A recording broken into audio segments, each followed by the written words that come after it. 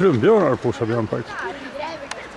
Vi har 2 stycken här. Hängnen är enormt stora så det är ofta svårt att hitta djuren. Men här har vi en redig brunbjörn.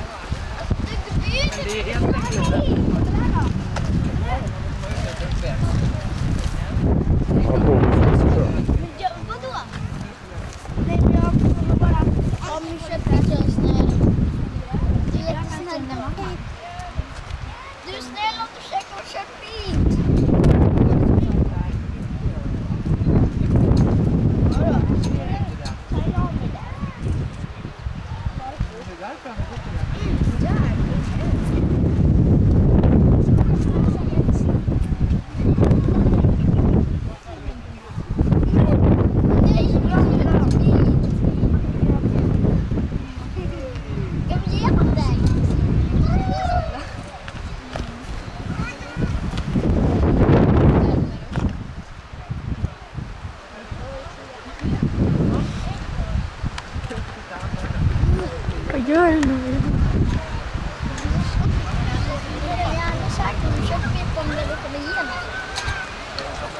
Den här björnen verkar fullständigt inställd på att ta sig ut och äta sina barn.